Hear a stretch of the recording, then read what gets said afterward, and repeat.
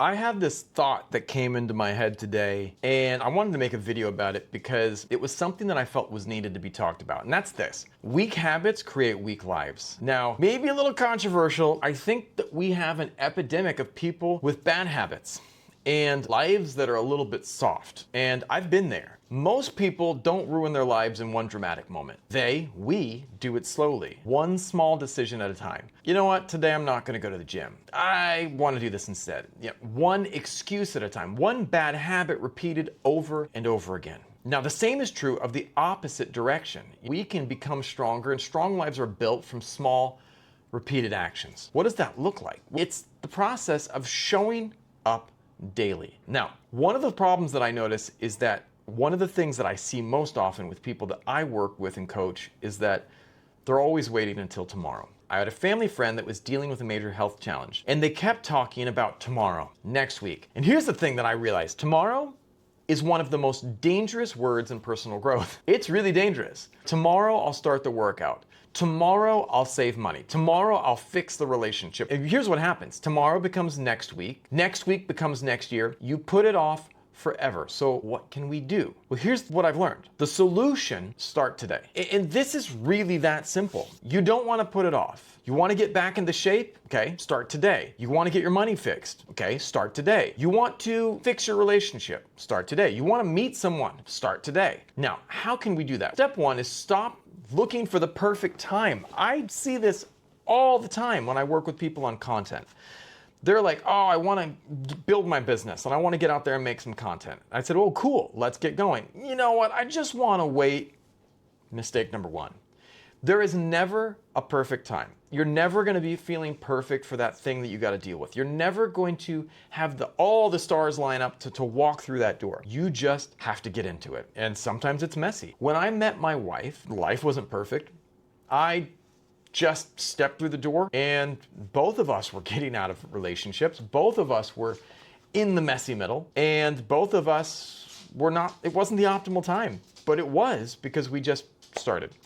When I recently saw that I was podcasting too much, I was podcasting at all hours of the day, and it was just wearing me out. So I told my assistant, I said, okay, 8 p.m. to midnight, Monday to Friday, that's when I podcast. Weekends? No. Mornings? No. I need that time for me. I need to go to the gym every day, and I blocked that out. And that was something, because that was step two. Step two here is to take one small action immediately.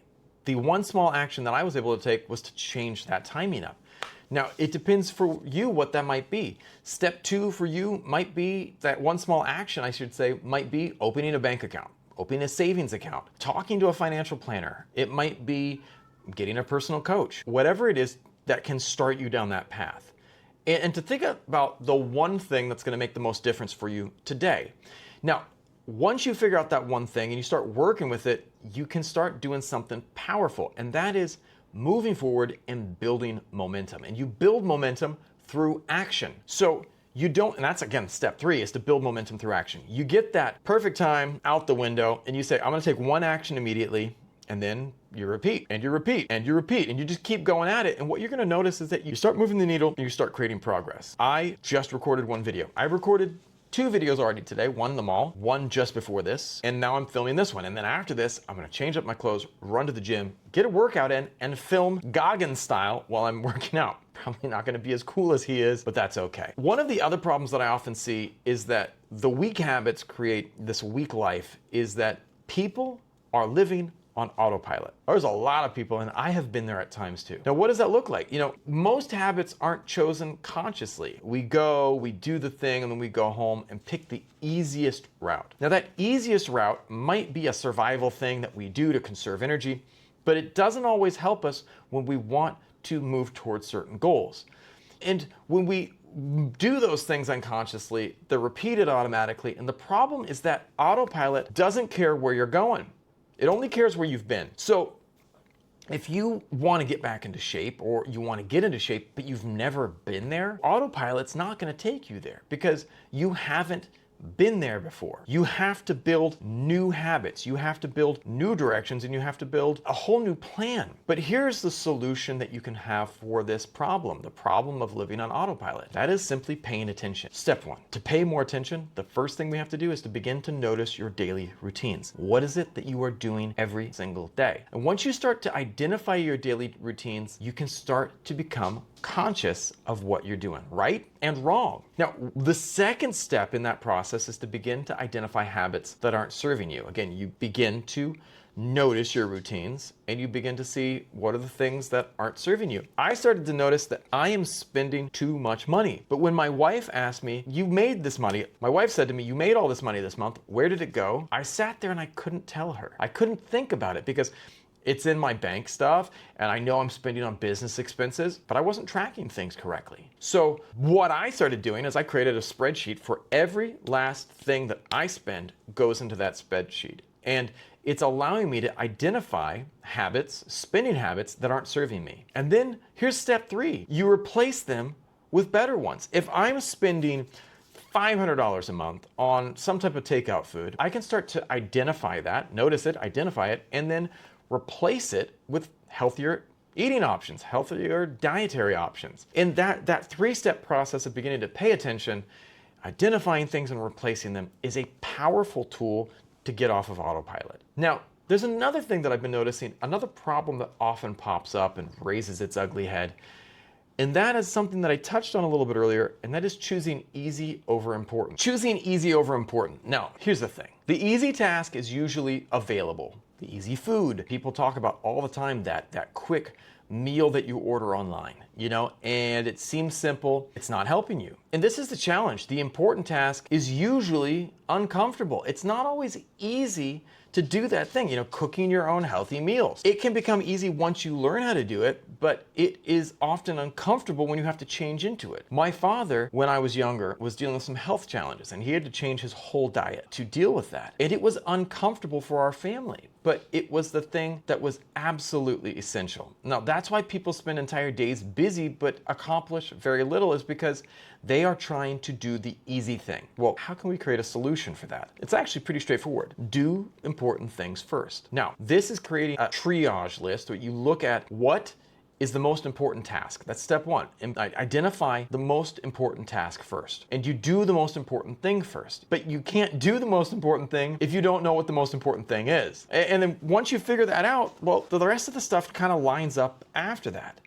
And the reason that we want to do that is step two. You do it before distractions take over. At the beginning of your day, you're feeling fresh, you've got everything in your head clear, but you need to do those things before everything else in your life kind of comes in and just intrudes upon your space. And that leads to step three on this one. That progress that you get from doing the hard things first, doing the most important thing first, and doing it before you get distracted, allow you to get progress, which creates motivation. Now, motivation is fleeting at times, but when we start getting into that flow state, getting into that movement, going down that path, it becomes a lot easier to keep doing it. And you find yourself resisting doing it less because you're like, well, if I just pulled that off, that really hard thing, and all the rest of the stuff I'm doing today is much more easy, I can get that done as well. So I hope you guys are feeling it right now. I'm in the flow and I'm feeling it too. And we're moving on to problem number 4. And this is a big problem in a lot of people's lives. I've been there as well. People love to make excuses. Now, excuses feel good because they remove responsibility. They move it back and away from our space, but they also remove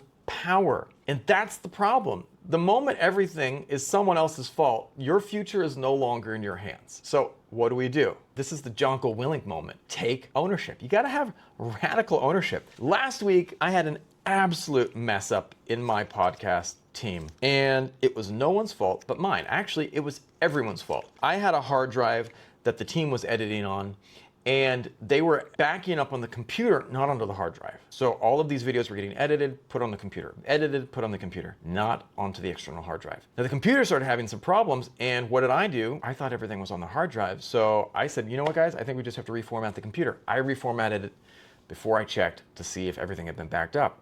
And we lost about 6 episodes of a podcast. Now, we were able to go and re-edit them. We had all the footage backed up, but we lost the final products, and we went and then recreated them. But here's the thing. At the end of the day, whose responsibility was that? It was mine. That's it.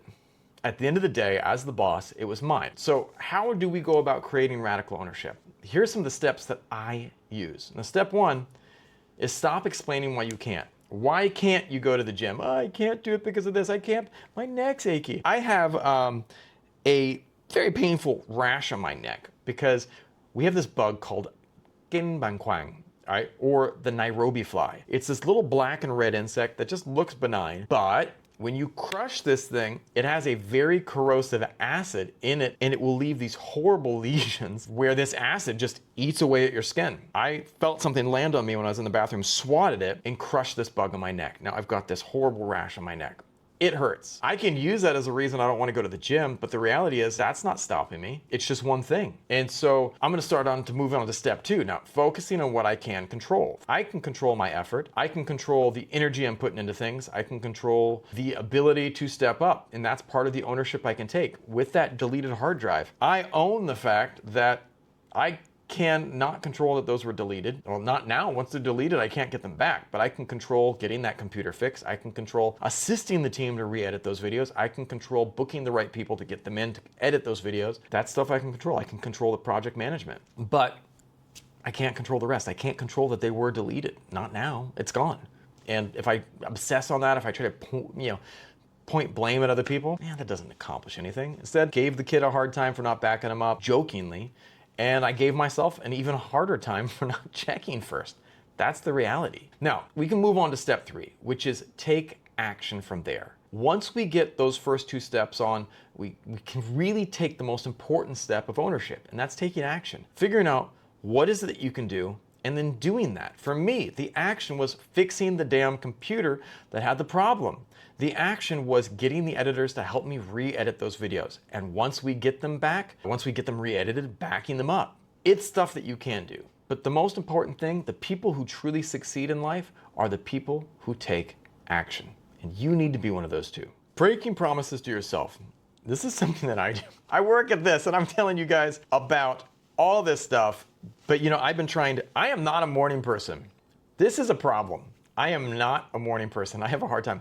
Night times, I love to go to the gym. I love to exercise. I like to do things. But one of the challenges I have is I have been working on breaking promises to myself about getting up early and running. But luckily, I found a time that works well for me. But every time you quit early, skip the commitment, or abandon the goal, you teach yourself something. You teach yourself that your word doesn't matter.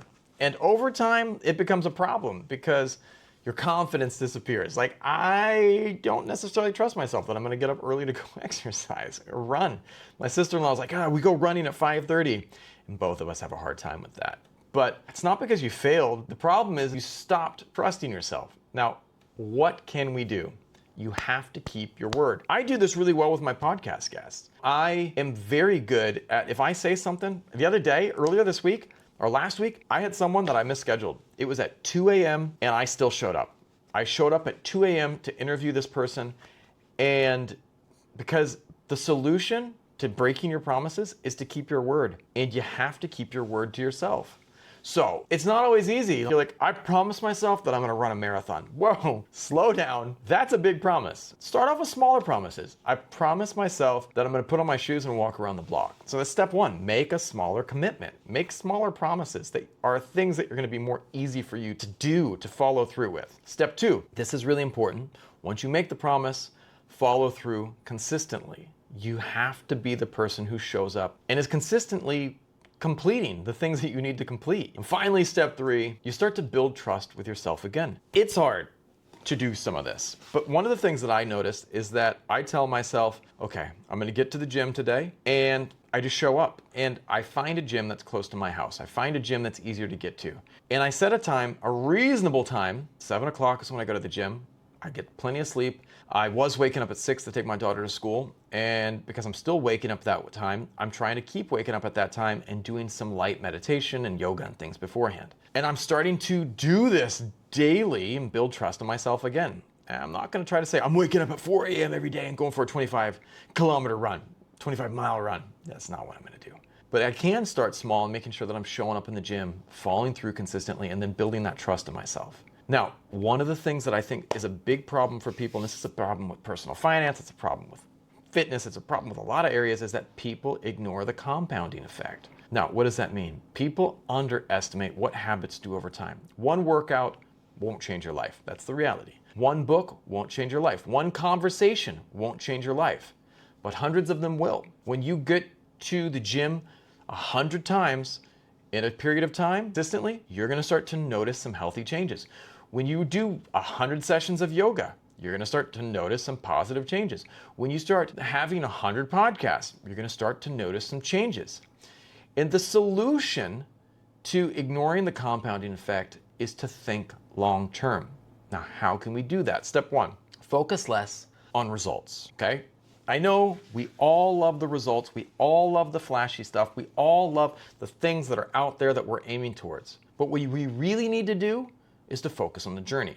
And that's step two, is to focus more on the repetition. Focus more on the fact that we are getting there daily and showing up. I'm not trying to look for the certain gains. I'm trying to just get to the gym. And what my team is noticing, what my wife is noticing, what my family is noticing is that I'm starting to look more fit, that I'm starting to reflect that when I eat healthy consistently, my body reflects that. I feel that. And then we move to step three, which is really freaking important. Trust the process. It's not always easy to do. We get into our heads, we start worrying about things, but the reality is that if you can keep showing up, if you can keep doing what you need to do, and you can believe and trust in yourself that you're gonna get there, and you know you've got a good plan in place, you can trust the process. I've got a plan in place for building my company. We are hammering at it. And the results, slow but steady. But I know if we keep it up, we will get there. You just have to trust the process and continue to show up day after day. Now, I want to talk to you real quick about one last thing, and that's this. Success is really dramatic. I'm on my way. There's nothing dramatic that's happening. It's just the constant showing up. And failure is rarely sudden. Most lives are shaped by habits that nobody notices until years later. Now, this is the thing that I try to remind myself, is that the person you become is hidden inside of the things you do repeatedly. The healthy person has done 1,000 different little things to make them healthy. The person who is dealing with a challenge to their health that was something they could control got there because of tiny little actions that they did repeatedly. You can make the change. If you want a stronger life, build stronger habits. This isn't always easy, but it's something that you can do. You just have to remind yourself that if you put in the steps, you put in the effort, you will get there. All right, guys, I hope you have a beautiful day, and I'll see you next time. All right, take care.